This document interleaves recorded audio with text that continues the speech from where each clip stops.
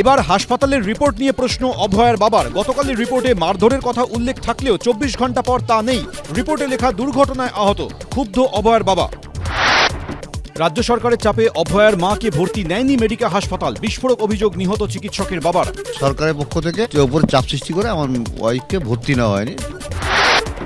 পর্যবেক্ষণে রেখে চলল চিকিৎসা, তবু হাসপাতালে ভর্তি না নেওয়ার অভিযোগ। রাজ্য সরকারের চাপ স্বীকার করেছেন ডাক্তাররা। মন্তব্য অভয়ার বাবার। হাসপাতাল থেকে ছাড়া পেলেন অভয়ার মা।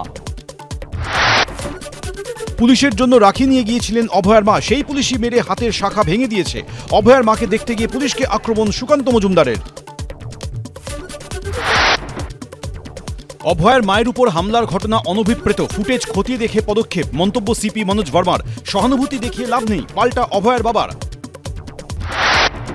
নিয়ে পাল্টা হুঙ্কার অশোক দিনদার। অভয়ার মাকেও মেরেছে পুলিশ, জাতীয় পতাকা মারিয়েছে, তার জন্য মারলে যদি জেলে যেতে হয় আপত্তি নেই। মন্তব্য ময়নার বিজেপি বিধায়কের।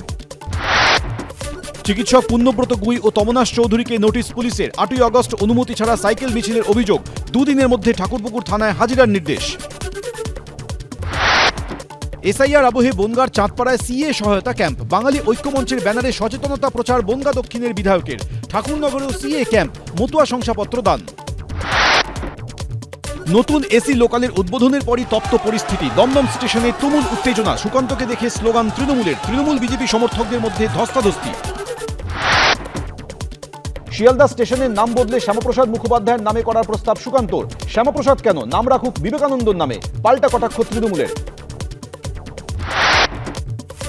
রাজ্যের প্রথম এসি লোকালের যাত্রা শুরু। শিয়ালদা থেকে রানাঘাট পর্যন্ত ছুটল ট্রেন।